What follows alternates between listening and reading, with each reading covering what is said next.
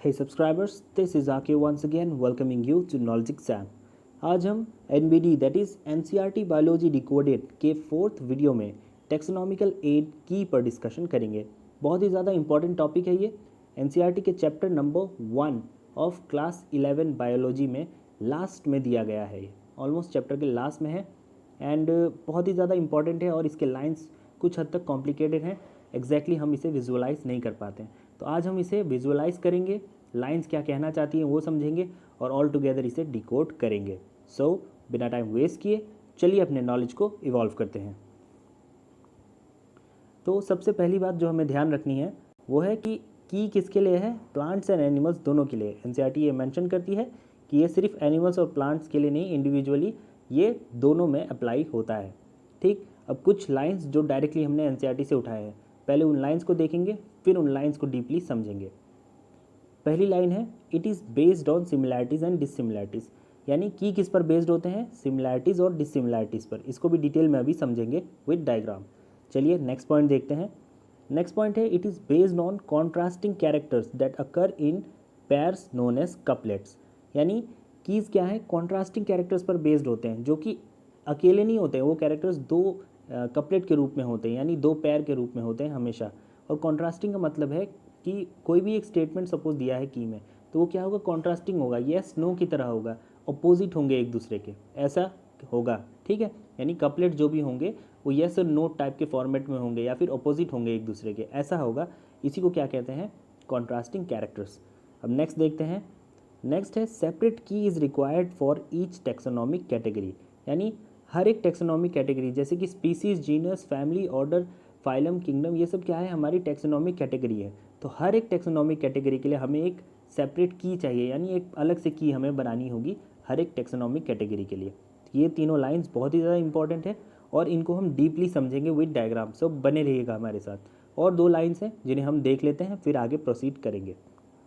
Next line है each statement in अ की is called a lead, यानी हर स्टेटमेंट जो भी हमारे की के अंदर होगा उसे हम क्या कहेंगे, लीड कहेंगे। एक लीड के रूप में काम करेगी, एक हिसाब से क्या होगा, हमें क्लू देगा हर स्टेटमेंट कुछ ना कुछ ऑर्गेनिज्म से रिलेटेड।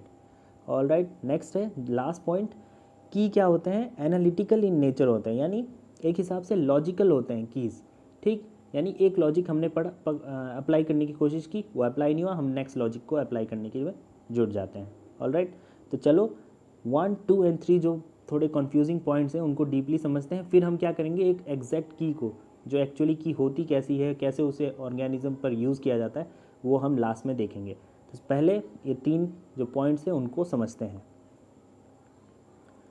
पहले 2 पॉइंट्स आ गए हमारे सामने, सिमिलैरिटीज़ और डिससिमिलैरिटीज़ को समझेंगे, साथ ही साथ कॉन्ट्रास्टिंग कैरेक्टर को भी देखेंगे। तो ये है हमारे सामने एक ऑर्गेनिज्म एक्स, अभी दिख रहा है क्लियरली क्या है, लेकिन इसे हम एक्स मानकर चलेंगे। ठीक, तो ये एनिमल एक्स है हमारा। अब हमें क्या करना है, इसे हमारी की के साथ मिलाना है। ठीक, ये एक्स ऑर्गेनिज्म या एनिमल हमारे सामने आया और की के स्टेटमेंट में हम देखकर इसे पहचानने की कोशिश करेंगे। यहाँ पर हम क्या करेंगे, हम जानना चाहेंगे इसकी कैटेगरी, टेक्सोनॉमिक कैटेगरी, क्लास को जानने की कोशिश करेंगे कि ये कौन से क्लास में बिलोंग करता है ये ऑर्गेनिज्म। ठीक, तो इसमें क्या होगा, जब भी हम एक्स ऑर्गेनिज्म को कंपेयर करेंगे स्टेटमेंट से, जैसे कि इसमें लिखा है कि के स्टेटमेंट में हैज़ फर या नो फर, कॉन्ट्रास्टिंग दिख रहा है, दोनों एक दूसरे के अपोजिट हैं। तो क्या है, ये जो एक्स ऑर्गेनिज्म है इसमें हमें देखना है कि इसमें फर होते हैं या नहीं। ठीक, तो कॉमन सा दिख रहा है डायरेक्टली, लेकिन फ़िलहाल समझना है हमें। तो क्या है, अगर इसमें फ़र है, फॉर एग्ज़ाम्पल अगर इसमें फ़र है, हैज़ फर, तो ये क्या हो गया, सिमिलैरिटीज़ होगी किसके बीच में, ऑर्गेनिज्म के बीच में और हमारे स्टेटमेंट के बीच में। ठीक, पहला स्टेटमेंट जो है इसमें फ़र होता है, तो दोनों में सिमिलैरिटीज़ हो गई। अब अगर ये इस एक्स ऑर्गेनिज्म में फ़र नहीं होता तो क्या होता, इसमें डिससिमिलैरिटीज़ अराइज हो जाती। तो यानी सिमिलैरिटीज़ और डिससिमिलैरिटीज़ पर ये बेस्ड होता है। इसका मतलब है कि जो भी ऑर्गेनिज्म हमारे सामने आया है उसके कैरेक्टर्स हमें किस में मैच करने हैं, की में। तो की के रेस्पेक्टिवली जब हम मैच करेंगे तो हमें कुछ सिमिलैरिटीज़ मिलेंगी और कुछ डिससिमिलैरिटीज़, उसी के अकॉर्डिंग हम क्या करेंगे, आगे प्रोसीड करेंगे।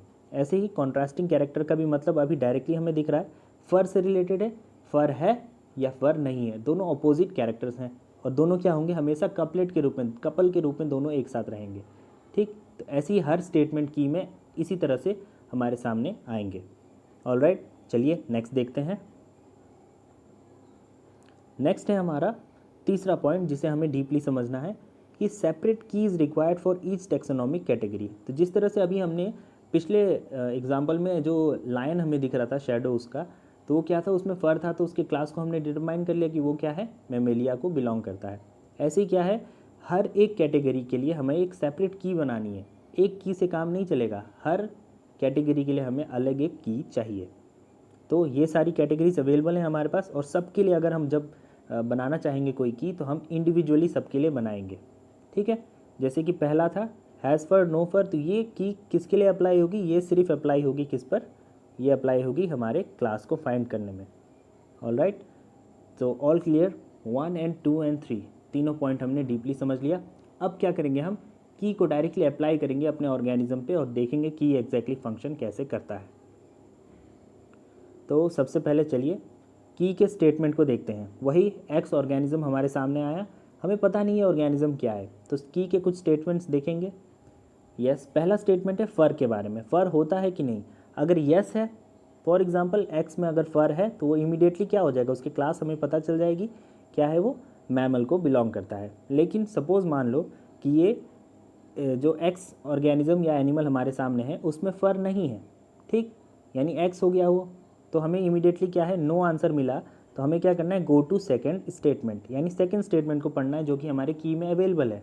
सेकंड स्टेटमेंट कह रहा है, अब अगर आपके पास फर नहीं है तो सेकंड स्टेटमेंट पढ़िए कि फेदर्स उसमें है कि नहीं। ठीक है, फिर से कॉन्ट्रास्टिंग दिखा, है या नहीं, फेदर्स से रिलेटेड।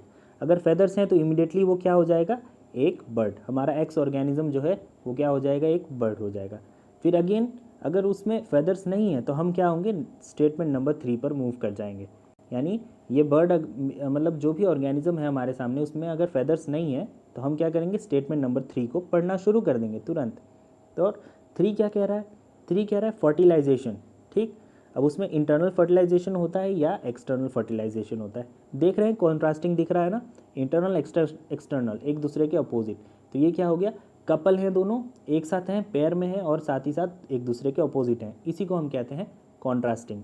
तो अगर इसमें इंटरनल फर्टिलाइजेशन होता तो ये इमीडिएटली क्या हो जाता है, एक रेप्टाइल, और नहीं होता तो फिर हम क्या करते, फोर्थ स्टेटमेंट को पढ़ने लगते हैं, और इसी तरह क्या होता है, अल्टीमेटली हमें अपने ऑर्गेनिज्म के क्लास के बारे में पता चल जाता। ठीक, डिटेल में हमने समझा। अब इसे क्या करते हैं, एक और तरीके से समझते हैं, फ्लो चार्ट के रूप में। ठीक है, कुछ हद तक अभी डेटा क्लियर हो गया होगा, चलिए इसे अब फ्लो चार्ट के रूप में समझते हैं।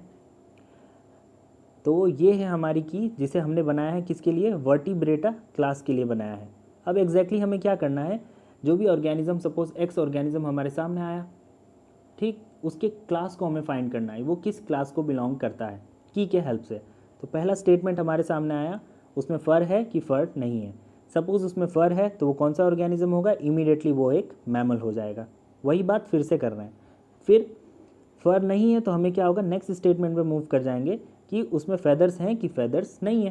तो अगर फेदर्स हैं तो इमीडिएटली हमारा क्या होगा, वो एक बर्ड हो जाएगा, फेदर्स होंगे उसमें तो बर्ड हो जाएगा, यानी एव क्लास में वो चले जाएगा ऑर्गेनिज्म। अब चलते हैं कि फेदर्स जब नहीं है तब हमें क्या करना है, हमें नेक्स्ट स्टेटमेंट पर मूव कर जाना है कि उसमें फर्टिलाइजेशन कैसा होता है, एक्सटर्नल फर्टिलाइजेशन होता है कि इंटरनल फर्टिलाइजेशन। अगर इंटरनल फर्टिलाइजेशन होता है तो हमारे पास आंसर आ जाएगा क्या, कि वो एक रेप्टाइल है, इमीडिएटली वो एक रेप्टाइल में बिलोंग करेगा। ठीक, ऐसे ही अगर उसमें एक्सटर्नल फर्टिलाइजेशन होता है तो हमें क्या करना है, हमें नेक्स्ट स्टेटमेंट पढ़ना है। नेक्स्ट स्टेटमेंट क्या है कि उसमें गिल्स एडल्ट में होते हैं या गिल्स एडल्ट में नहीं होते हैं। दो कॉन्ट्रास्टिंग कैरेक्टर्स अभी फिर से सामने आए, इन दोनों में से कोई एक होगा, एंड अल्टीमेटली क्या होगा, हम अपने ऑर्गेनिज्म को प्रॉपरली आइडेंटिफाई कर पाएंगे। ठीक, तो हमने क्या किया, एक की बनाई, किसके लिए, स्पेसिफिकली क्लास के लिए बनाई। कौन सी टेक्सोनॉमिक कैटेगरी, तो क्लास के लिए हमने बनाया। ऐसे ही हमें किंगडम के लिए बनाना होगा, या फिर किसी स्पीशीज़ के लिए बनाना होगा, या फिर फैमिली के लिए बनाना होगा। डिफरेंट टेक्सोनॉमिक कैटेगरी के लिए हमें डिफरेंट की यूज़ करनी पड़ती है। So this was a detailed explanation of the taxonomical add की। आशा करता हूँ कि आप लोगों को समझ में आया होगा, and I hope that you respond accordingly in the comment section. And this was all for today in this video. This was AK signing off from the Knowledge Exam team. Thanks for watching.